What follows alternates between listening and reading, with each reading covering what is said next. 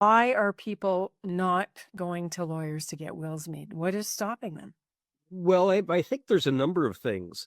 I think the cost is one thing, and as you'll recall likely from my book, Elaine, I openly bring that up, that yes, it could cost thousands of dollars to hundreds or perhaps a few $1,000s to set up a will and medical directives and whatever else a family needs. But having a will is the only way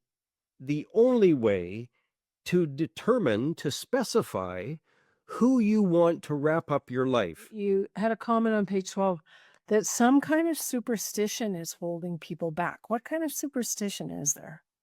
Well, I've seen all kinds of superstition actually in the funeral industry, and most people who've worked in the industry for some time could probably tell a number of stories too. But as I stress within the book, Elaine, I truly do think that planning these sorts of things, talking about these things, will not bring on death any sooner. Actually, there's a death doula out of New Mexico, and her phrase Okay. is talking about sex will not make you pregnant, and talking about death will not make you dead. And I love that. I think it's so true. That's a good quote. Welcome to the Farm Family Harmony podcast. I'm Elaine Froese, Farm Family Coach, here with another episode full of transition tips, tactics, and sometimes hard truths to get harmony on your farm.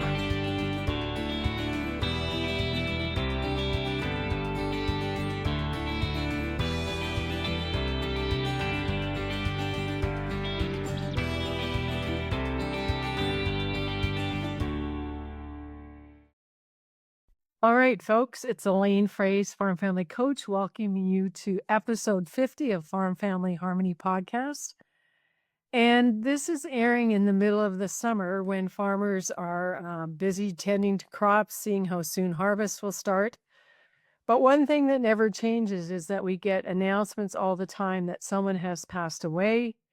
And it's kind of a wake up call, I guess, as we're taping this. I just got a phone call an hour ago that my uncle has passed.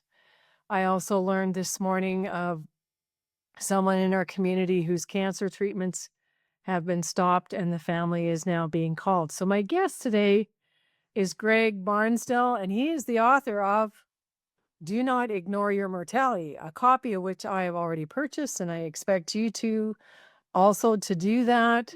And that's also an easy way to find Greg because do not ignore your mortality.com is his website. So Greg, welcome here.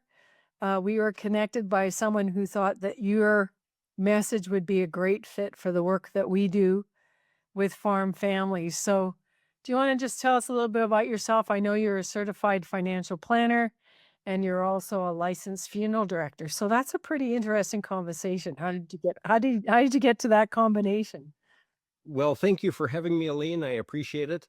I basically joined the funeral industry as a young man. I was 19 or 20, and I joined the industry out of curiosity. I did not have any family members in the funeral industry, and they thought it was rather odd. But my first choice of becoming a helicopter pilot didn't play out because I didn't have enough physics, so I chose plan B. Okay. So you've been in this industry for a very long time, Greg, and it's an interesting dovetail to have a really deep knowledge of the funeral industry and also be a certified financial planner. And for those of listened to our podcast before, they will know that as a coach, I believe really strongly in families being able to talk about money. It's not going to kill them, but also to get their plans in place. So in your book, the first chapter is communication. So what's the burning message inside of you that has caused you now to be solely focused on promoting and letting people know the message of your book? What's your driving thing? Well, Elaine, it was really frustration. When I worked as a funeral director for large and small funeral homes here in Ontario, I saw firsthand the number of situations, the majority of situations at that time, and I'm confident it's still the same today. So many people were just poorly prepared for the death that took place, and the fallout from that was terrible for many of the survivors. But in the fewer situations where the deceased had been proactive and communicated with his or her family about what they wanted to have happen and leaned into the planning process, which is different for all of us because we all have a different situation, Mhm. results from that were just so much better.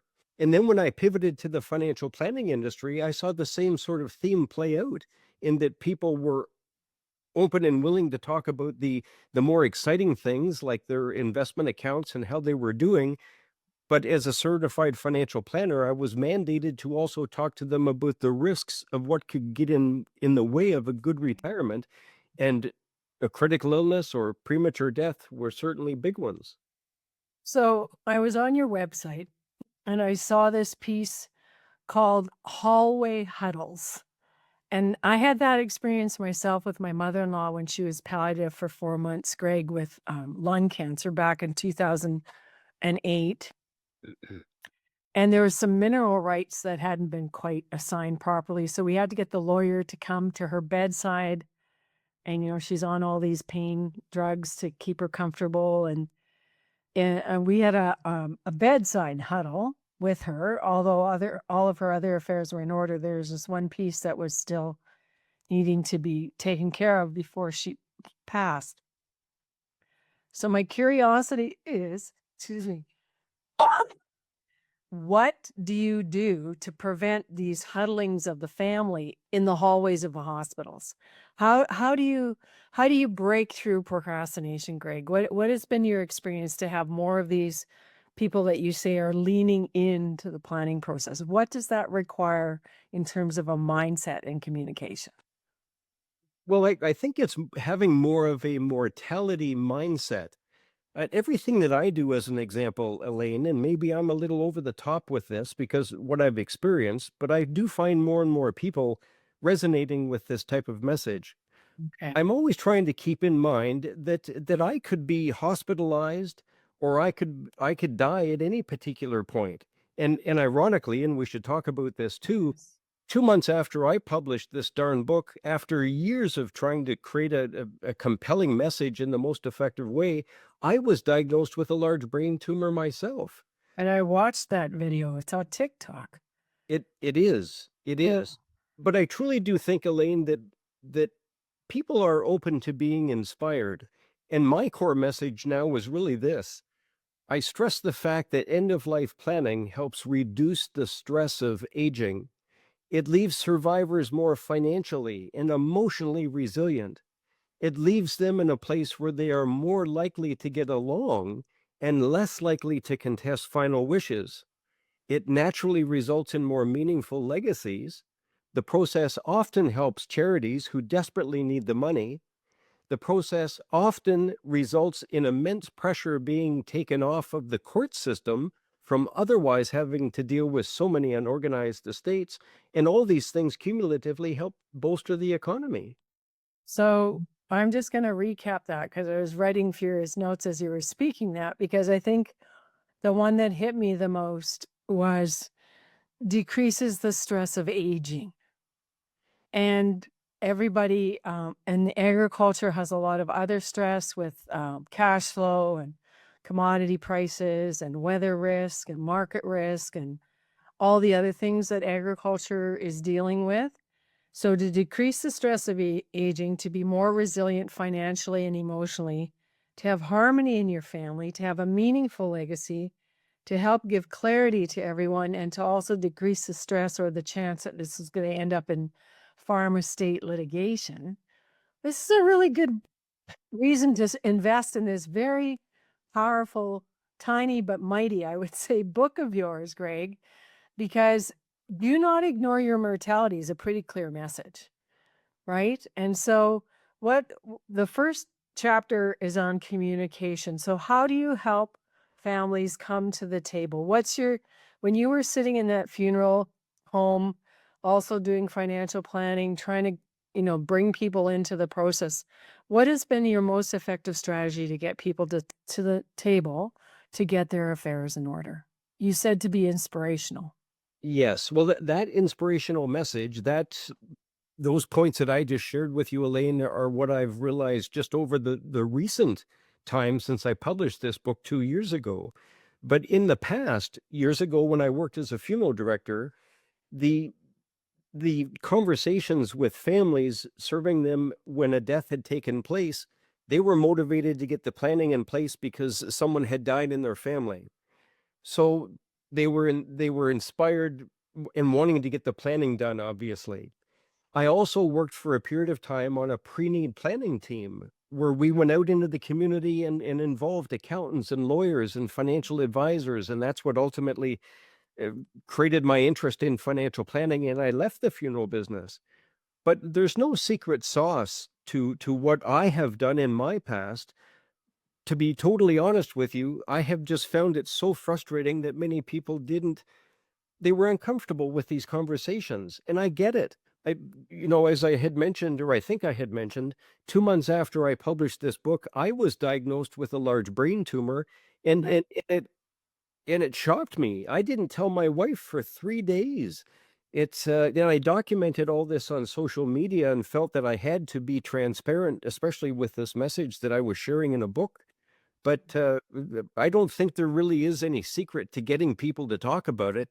I just wish more people would, I guess, accept the fact that, yes, we any of us could be incapacitated. We will certainly die.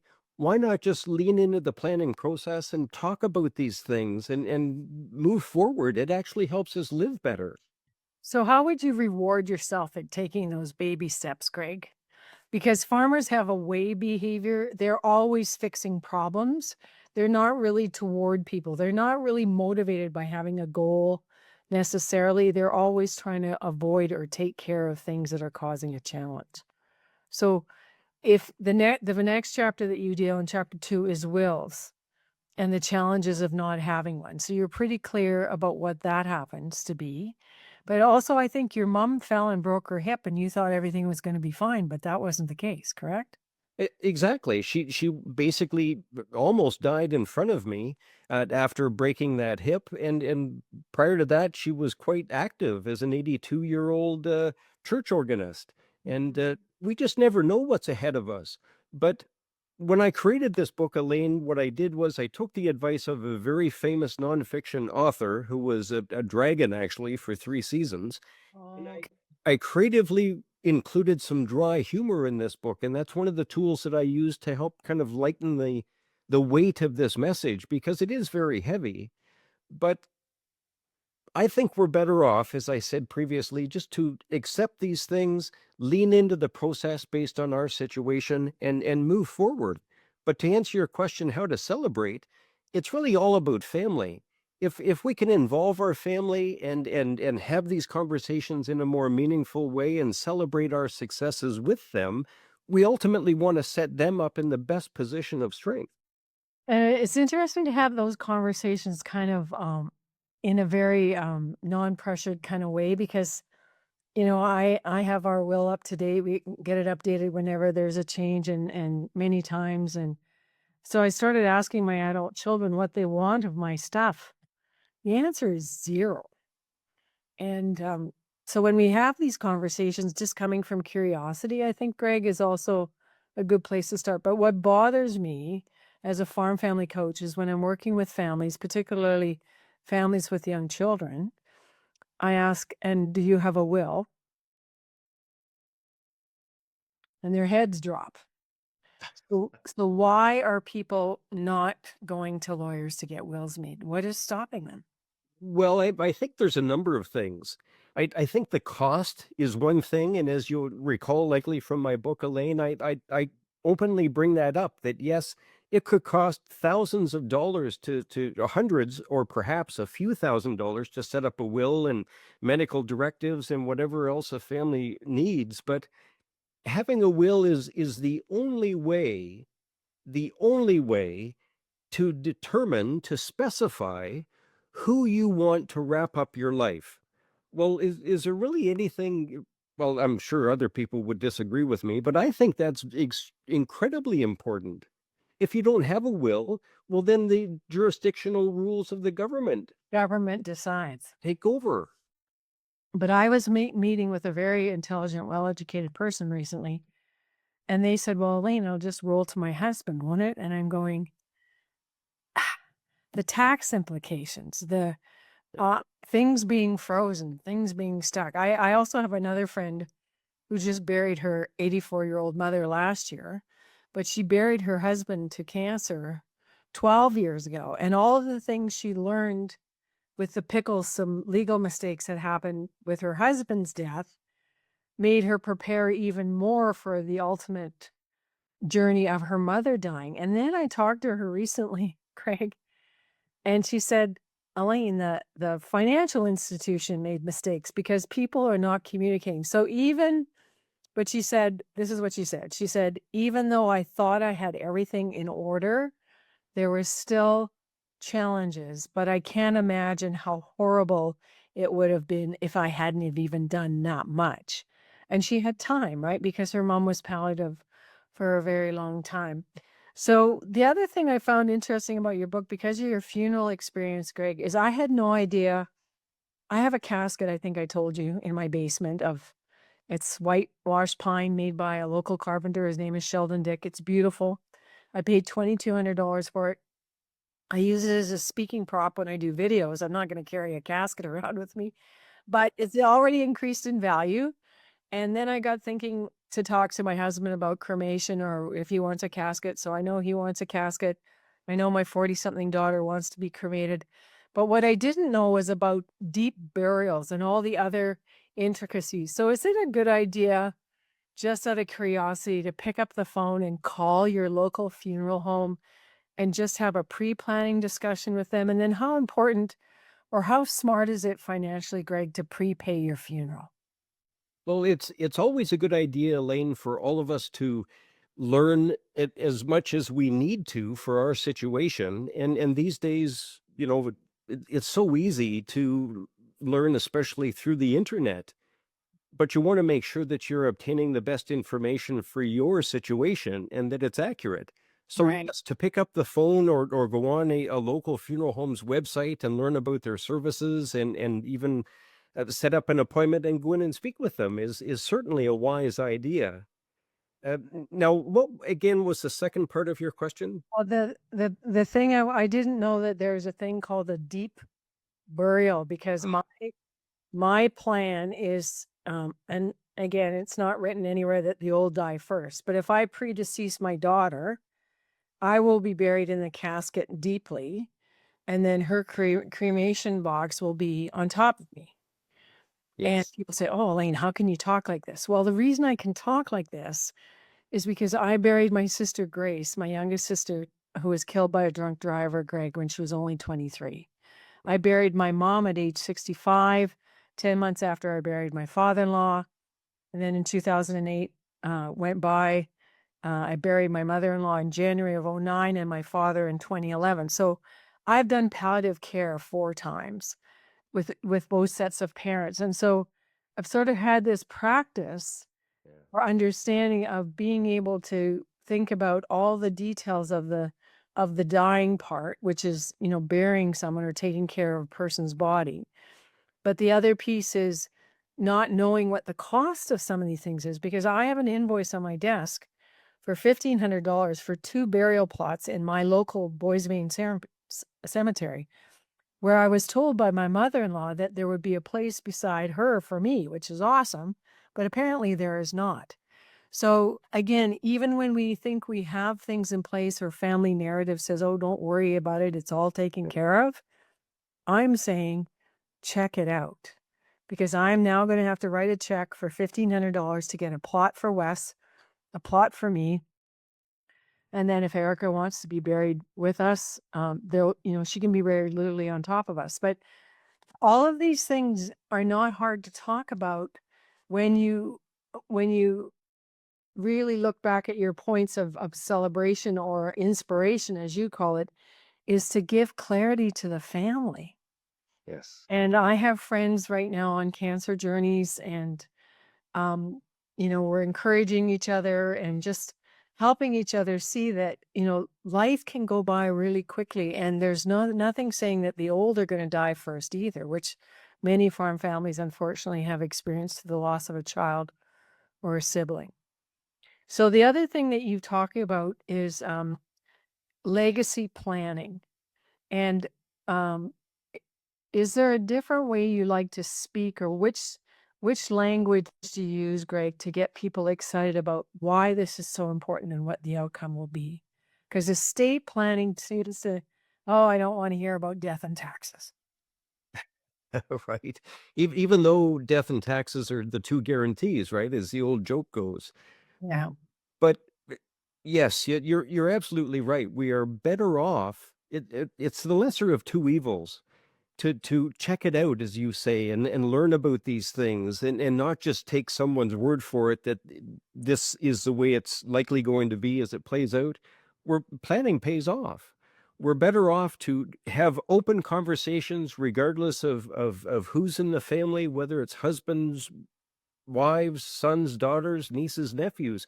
Whoever needs to be involved in that particular situation should be involved in those conversations, because ultimately, this is the ultimate gift of love, leaving our loved ones in the best possible position after something happens.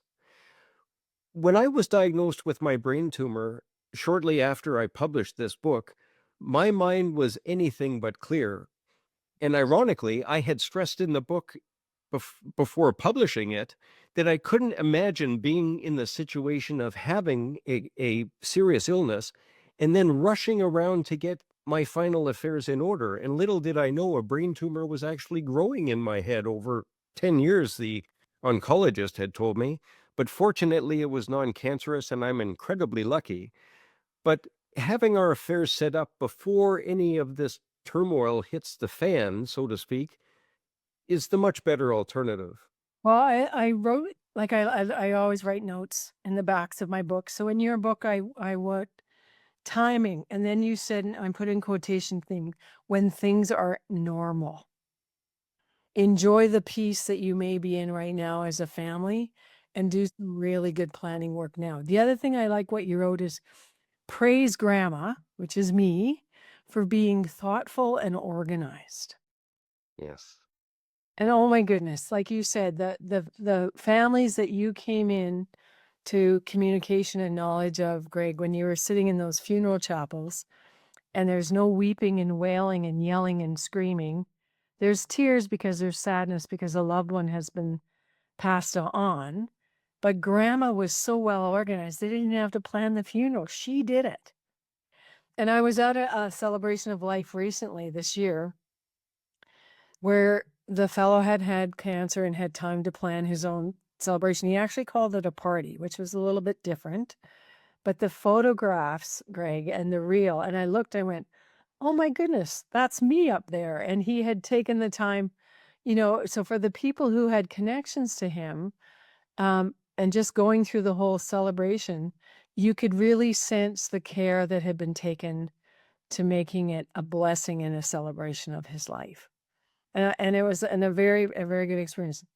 The other thing you said is, um, do you had a comment on page 12 that some kind of superstition is holding people back. What kind of superstition is there? Well, I've seen all kinds of superstition actually in the funeral industry, and most people who've worked in the industry for some time could probably tell a number of stories too. But as I stress within the book, Elaine, I truly do think that planning these sorts of things, talking about these things, will not bring on death any sooner. Actually, there's a death doula out of New Mexico, and her phrase Okay. is talking about sex will not make you pregnant, and talking about death will not make you dead. And I love that. I think it's so true. That's a good quote. Yeah, so it's not going to kill you to talk about these things or to start doing the pre-planning. One of the things on your financial planning side though, Greg, is financial data and having things that you can measure. So I told you I spent $2,200 on a wooden casket, which is beautiful, and I use it as a storage cupboard right now. Doesn't even look like a casket to me. Uh, I have picked out caskets for family members that were $5,000, $6,000 or more, and I know that my mother's funeral cost more than $10,000. So, what should a family be thinking about, or How do you talk about the budget for the funeral? Well, as I stress within the book, I openly disclose the fact, Elaine, that many people now don't even want a funeral. Yes. And the funeral industry is, is struggling to a degree with this because the values that people used to see in traditional funerals to a large segment of society now just don't exist. That's Many true. families are having a celebration of life at a legion or a hall or a pub for that matter, and looking after many of the details themselves. But the funeral industry does provide immense value. But I think a lot of this is financially driven by. Well, and I remember when I was sitting planning my mom's funeral at Thompson's Funeral Chapel in Winnipeg, there was an actual sign, calligraphy sign on the wall, Greg, that said why funerals are important. And really, it's not for the deceased, it's for those left behind and a celebration of community. But what you're saying is that celebration of community doesn't necessarily happen in a church or a chapel anymore. It can happen at graveside or the Legion, or like you say, in a pub. But however it happens, it's going to happen. And I'm just curious. You also make a comment about organ donation, and every province and state is different on how that goes. So, talk about organ donations and healthcare directives. Well, and again, these are important conversations that need to take place while minds are clear and time is plentiful. If someone is looking to donate their organs, which is a great cause, and so many organs can be donated these days, regardless of one's age, it needs to be planned well in advance and communicated with family members because there's some planning that takes place in that sense. So I do think that all of these points need to be part of those proactive conversations when minds are clear, time is plentiful, people are not pressed for any particular reason, and everybody's healthy. I joke about this whole hospital huddle concept, as you had referenced earlier, Elaine, and it is so true. I've seen families wringing their hands in hospitals when we go to pick up the body and take the body into our care and start the process, the funeralization process based on what the family wants. And it's just so much better when these conversations take place in it well in advance. Well, and I know in my own experience that my mom was a nurse first before she became a farmer, and I know she would have wanted to have her body used because she had very good organs left when she passed of her asthma attack. But there was a family member who disagreed, and I have a regret about that, that, her cornea and her heart and lungs and other parts of her body could have blessed about 6 or 7 other families. So, Yeah. that's something I think that I'm pretty motivated to, make better plans around too. So, the other thing I've written in my book here is the loss of control that an illness brings, something like cancer. I may be slow, but I am beating cancer. And so the notes I made here are honesty with yourself and others around us. So Greg, what do you do when you, say as the grandma, are really driven and purposeful about getting things in order, but the rest of your family just doesn't seem to care? I have told many women, go to the lawyer by yourself because the will is for you. Get your power of attorneys done and choose your executor well. And by doing that, you'll probably motivate some more action in your family. What are your thoughts on that if there's a disconnect between a couple as to how the planning should go? That's I think the strategy that you had just mentioned, Elaine, is great advice. And in some cases, this whole process can take months or years to get these conversations out on the table. And I've seen it as a financial planner, suggesting to my clients that they talk to their children or talk to their parents about this, all these sorts of things.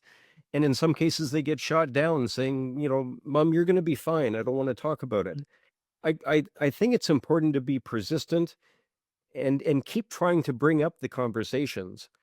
But your strategy, I like it. I think it helps kind of push the issue forward and lets the other family members know that that person is darn serious about this. Well, and again, it's part of persistence, you said, right? And I think you talk about that on page 13 is coming to terms with your persistent. You may be a lot more persistent than others. So I have a friend, Maggie Van Camp, who lost her husband in a farm accident back over 7 years ago. And she and Angie Fox developed a tool called the Because I Love You list, which is just writing down all the things that you would need to know if your loved one died, especially at a younger age. Like Brian, I think, was about 47 when he passed. So for any of our listeners, if you want the Because I Love You list, we'll make that available to you, possibly through a link in the show notes. We also, I also have a wills folder. I call it Wills with Joy because I'm trying to lighten, like you say, Greg, the language or the heaviness around doing some of this legacy planning that you, like you said before, that you really need to lean into. So if you could just sum up in one or two sentences, you mentioned a Dragon Den fellow. I think you're referring to um, David Chilton, the wealthy barber, who's been a great encouragement to you. And I've met David a couple of times, and I always remember him saying, Canadians are suffering from granite top syndrome. They don't think they're successful unless their kitchens have real granite. And, a measure of success for us at Farm Family Coach is when families are at peace with harmony through understanding that everybody knows that what the plan is, they have clarity of expectation, the timelines are in place for the future, there's well-written agreements and documents like wills and power of attorney. And thirdly, there's a commitment to act because talk, like we're doing on this podcast, does not cook rice. And so we can talk about it, we can read all the books, we can go to all the seminars, but if we haven't picked up the phone to make that appointment with the financial planner, the funeral director, or the lawyer, it's still undone. So, how would you put this all in a snapshot for us, Greg? Well, someone had said to me recently, Elaine, this quote or something like it. It's always too early to talk about death until it's too late. And maybe you told me that, Elaine. I don't know, but someone did, and it really resonated. But the other phrase that I'm using a lot in my conversations is simply this: plan while you can. We don't know what's ahead of any of us. I certainly didn't know that I would have a brain tumor developing in my head. But as I said, I can't imagine rushing around and trying to put end of life affairs in proper order with the weight of a serious health issue on my plate. I'm incredibly lucky that, I was prepared and I didn't need it. Right. And your wife also appreciated that on day 3, you had the courage to start explaining what was going on in your body. And you had conversations, and the opportunity with your mom falling and breaking her hip was just almost like another wake up call, Greg, for you to stand behind your message. So, how do people find you the easiest way? Well, the easiest way is through my website, do not ignore your mortality.com. My, email address is all listed there and all my social links. And just to also let people know, Elaine, I've also created a short quiz. I call it the Living Legacy Quiz that anyone can obtain from my website easily. And anyone taking it within a minute or two, most people will find that they will likely have some homework to do. And to be totally honest with you, the number of people, the percentage of people that I have found in my circles and in speaking with people who are truly prepared for these sorts of things is very, very small. I've also come up with a list of questions, the probing legacy questions, I call them, and they're available for anyone to download off my site as well. And these questions will help get these conversations going in a more meaningful way. And I also just also want to put a shout out for this gift that my daughter-in-law gave me. It's called Storyworth. And so it's online. It's a digital book. And every once in a while my daughter-in-law will say, "Oh, I want to ask her this." And so some of the questions are what are your favorite memories from your childhood? Or who are your heroes? What's your pet peeve? What do you regret? And I did this in a hard copy book with all my parents, in-laws and my parents, called Legacy for My Loved Ones. And so again, if someone's having a hard time cranking up to actually doing this, one of the ways to celebrate would be to get Storyworth going on your computer and start writing down and responses to questions from your family that will actually let them understand more what your meaning of life looks like and what is true legacy to you. So, Greg, I want to thank you for connecting with me. I want to thank you for being practical. I also want to thank you for um, being gracious, because I think that we need to hold all of our audience in high positive regard, which we also do in our coaching practice. And many people are doing the best they can and are finding it really hard to do what they know they ought to be doing. And so, for those of you who are caregivers listening to this, for those of you who are stressed out, frustrated women trying to get everybody in your family to get organized, however you find yourself coming to this podcast, I just really would encourage you to just keep taking the next step. You can't eat an elephant one bite at a time. Reach out to us for the Wills with Joy folder and the Because I Love You list. You can find Greg's book. It's not an expensive book. It'll be like a little coach on your desk that you can use. And Greg, I just wish you and your wife many more years of good health and blessing, and all the best with your speaking career and your book, because books have a powerful message. And Charles Tremendous Jones said, there are two things that will really influence our life. One of them is the people we meet and the books we read. So I got a double bonus today. I got to meet you and I got to read your book. Do not ignore your mortality. So bye for now, folks, and hope you enjoy the rest of this season. And please share this podcast, Farm Family Harmony podcast, far and wide, and use it as an encouragement, because we want to be practical and we really want your families to find harmony through understanding. We'll see you next time. Bye for now. Are you tired of walking on eggshells with your family about the future of the farm? I'm Elaine Froese, and I've created the Farm Family Transition Membership to help farm families like you talk it out, plan it right, and protect your relationships in the process. With monthly coaching tools and a like-minded community, your next step just got a whole lot easier. Visit elainefraise.com/membership today, because your farm transition doesn't have to be a fight.